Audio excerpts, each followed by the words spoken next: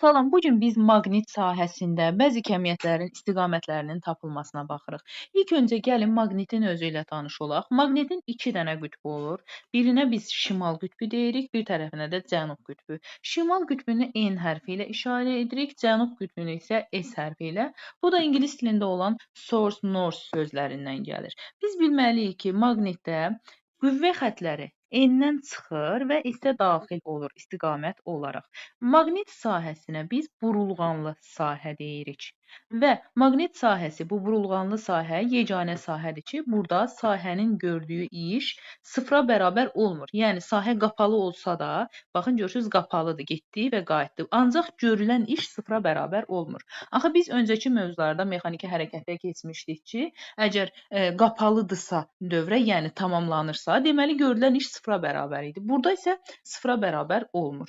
Sonra gələk burada əsas hər bir maqnitin, gəlin elə bax bu maqnitdən götürək.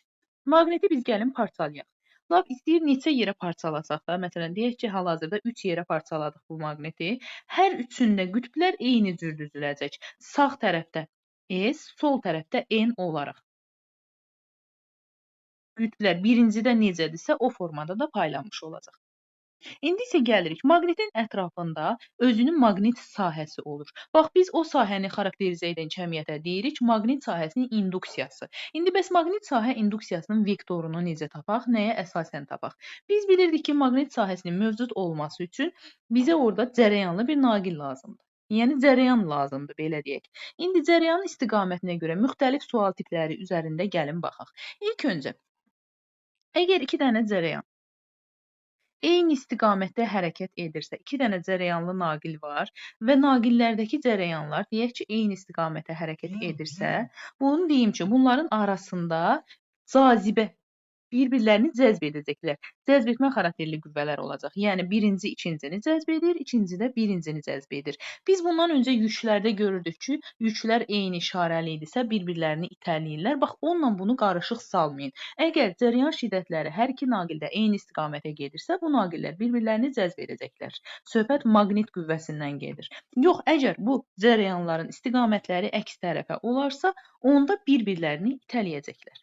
Gəlin ona uyğun da birinə baxaq. Aha, onda bir-birlərini itələdilər. İndi gəlin başqa hallara baxaq. Cərəyanın istiqamətinə görə induksiya vektorunun tapılmasına baxaq. İlk öncə baxırıq. Əgər deyək ki, cərəyan bax bu istiqamətdə gedir. Cərəyanın istiqaməti necə olursa olsun. Lap istəyir yuxarı olsun, istəyir aşağı olsun, sağ, sol, bizdən şəkildən bizə fərqi yoxdur. Cərəyanın istiqaməti necə olursa olsun, cərəyanın sağ tərəfini x götürürük, sol tərəfini nöqtə götürürük. Məsələn, gəlin indi bunun istiqamətini dəyişək. Cərəyan bir neçə istiqamətdə göstərək. Sağ tərəfi haradır? Baxın, burada x var, sol tərəfində nöqtə var. Sağı solu necə müəyyən edirik? Bax, bu oxu işarəsinə görə. Yəni, bax, bu oxu istinad alaraq. Bunu yazdıq. Sonra gəlirik, bax, bu nöqtə x məsələsinə də biraz aydınlıq gətirək. Nə deməkdir nöqtə, nə deməkdir x? İlk öncə onu deyim ki, induksiya vektoru qayda olaraq vurğu qaydasına əsasən tapılır. Bax, bunun istiqaməti. Yəni, sualda düşəndə necə tapılır? Vurğu qaydasına əsasən. Bax, bu vurğu qaydası nə deməkdir? Bax, bu cür bu şurupları biz götürək.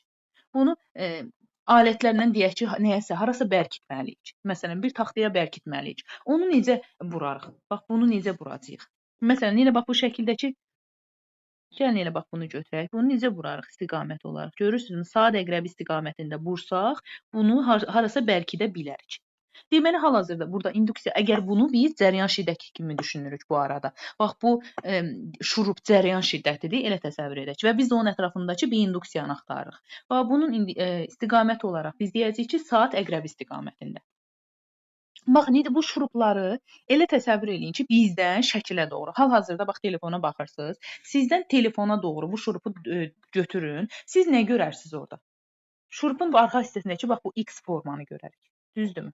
Ona görə X O deməkdir ki, bizdən şəkil müstəvisinə doğru. Yəni bax bu şurupun üç hissəsi bizdən şəkil müstəvisinə doğru gedəndə biz onun arxa tərəfini görürük, X olan tərəfini. Bəs yaxşı, şəkildən bizə doğru yönəltsək. Məsələn, elə düşünək ki, əlimizdə bir şurup var. Onu telefonun üzərinə qoyun və bizə doğru yönəldin üç hissəsini. Nə görəcəyik? Onun üç hissəsində nə olacaq? Nöqtə. Biz onun üç hissəsini nöqtə kimi görürük. Ona görə nöqtəyə də deyirik ki, şəkil müstəvisindən bizə doğru. Yəni onu çağırtdırırsınızsa, bax bununla götürə bilərsiniz. Sonra indi gəlin cərəyan şiddətinin istiqamətinə görə baxaq. Məsələn, deyək ki, belə bir halqa var əlimizdə. Burada cərəyan şiddətini istiqamətinə görə, məsələn, buranı bir mənfi götürdük, buranı da bir müsbət götürdük. Cərəyan istiqamətini necə götürürdük? Biz müsbətdən başlayırdıq, mənfiyə doğru gedirdik. Və baxıram ki, bu necə, hansı istiqamətdədir? Saat əqrəbinin əksi istiqamətində. İndi gəlin birini çəkək, orada da saat əqrəbi istiqamətində olsun.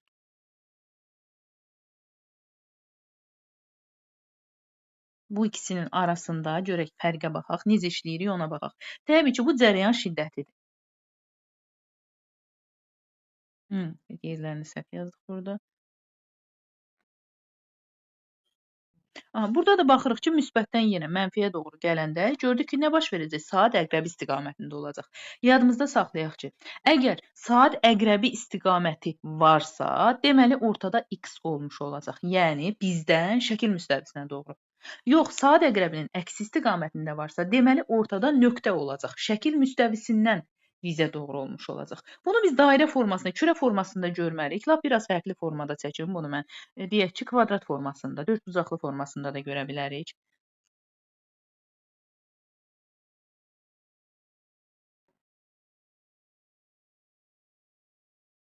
Baxın, yenə bax, bura müsbət, bura mənfi olarsa, neyinirik? Müsbətdən mənfiyə doğru getdik və baxırıq ki, necədir istiqamət?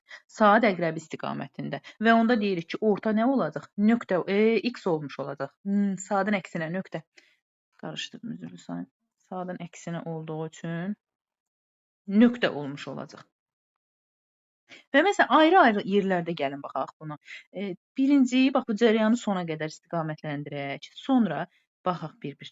Bax, birinci gəlin baxaq elə. Bax, bu istiqamətə.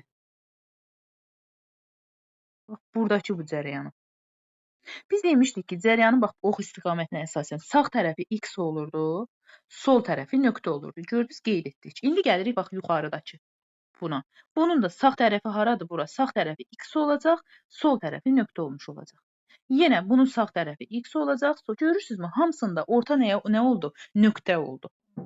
Yəni, bunu ola bilər ki, indi bunun istiqamətini biz elə götürmüşük ki, bəli, saat əqrəbi əksi deyirik. İndi gəlin bunu çevirək, başqa formaya salaq. Böyür üstə qoyaq, deyək ki. Əyriliyə fikir verməyin, fərqi yoxdur. Yəni, əyridə də onsuz da keçərlidir. Bax, indi burada müsbət götürdük, burada mənfi götürdük, düzdürmü? Gəlin istiqamətləri qeyd edək. Cərəyan şiddəti məlum məsələdir. Müsbətdən gəlir, mənfiyə doğru keçir. Məsələn, bax, bu hissədə gəlin götürək. Bax, oxun istiqamətinə görə bunun sağ tərəfi hansı tərəfdir? Bura sağ tərəfdir. Deməli, bura olacaq X, bura olacaq nöqtə. Yəni, baxırıq ki, bu çərçivənin içərisi nə oldu? X oldu. Yəni, bizdən şəkil müstəvisinə doğru kənar nöqtə olmuş oldu. Sonra, indi isə gəlin nöqtəni verək. Deyək ki, biz bayaqdan cərəyan şiddətinə baxırıq, tapırıq. İndi bu dəfə cərəyan şiddətinin özünü bizə nöqtə veribdir. Fərqi yoxdur. Bax, burada bu nöqtə ilə cərəyan şiddətini verər və induksiyanı soruşar. Və ya induksiyanı verər, cərəyan şiddətini soruşar. Hər halda nöqtə olanda saatın əksi olacaq, X olanda saat əqrəbi istiqamətində olmuş olacaq. Və bəzən də belə eləyir. Bir dənə məsələn nöqtə verir, nöqtə və nöqtənin kənarında bir dənə A nöqtəsi qeyd edir. Deyir ki, A nöqtəsindəki istiqaməti tapın, yekun istiqamətini. Neyinirik? Bu nöqtənin ətrafında bir dənə çevrə çəkirik və bu çevrəni elə çəkək ki, A-nın üzərindən keçsin. Çəkdik. İndi tam ortaya düşmədi nöqtə. Siz onu elə çəkərsiniz. Deməli, burada nöqtə olanda biz neynədik? Necə deyirdik? Saat əqrəbinin əksi istiqamətində. Gəlin istiqamətləri çəkək. Saat əqrəbinin əks istiqamətində. Eyni necə ki, çevrə üzrə hərəkətdə sürəti necə tapırdıq çevrəyə toxunan istiqamətdə, eyni metodla da bunu tapırıq. A nöqtəsində hansı istiqamətdə olacaq, baxın görün. Bax, bu istiqamətdə. Məsələn, bax, burada bir nöqtə yazaq. Burada hansı istiqamətdə olacaq? Sol tərəfə doğru, sağ tərəfə doğru. Və yaxud da gəlin bunun içərisini x eləyək. Nöqtə qoymayaq, içərisinə x yazaq.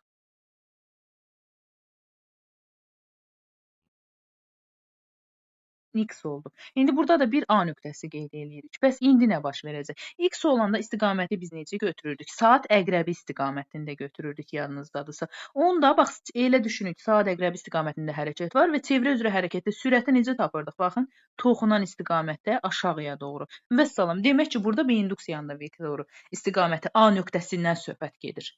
Aşağıya doğru olacaq və burada ola bilər ki, iki tərəfli A nöqtəsini verir və A nöqtəsinin ətrafında bir neçə dənə nöqtə qeyd edir. Məsələn, A-nı yazdıq, burada bir X yazır, burada bir nöqtə yazır. Hər ikisi üçün eyni metod keçərlidir. Bunu ayrıca çevrə çəkirik, tapırıq. Bunu da ayrıca tapırıq və yekun istiqaməti müəyyən edirik. Eynən vektorları tapdığımız qayda ilə. Yekunda və bir də maqnitin qütblərini müəyyən etmək üçün istifadə olunan kompas haqqında da biraz danışaq. Baxın, kompasın bir tərəfində N, bir tərəfində S-dirsə, bax və ətrafında bizə maqnit veriblər deyək ki. Buradakı N-i görəndə düşünməyin ki, burada N var, N-i görən kimi. Axı maqnitdə N eyni qütblər bir-birlərini itələyirdilər, əks qütblər bir-birlərini cəzb edirdilər. Yəni burada N varsa, bu o deməkdir ki, bu tərəfdə əksinə S var imiş ki, bu N bu tərəfə düşüb və ya S olan tərəfdə də N var imiş. Bax, burada ən çox yanılmalar burada olur. Bax, bu şeylərə də diqqət eləyin.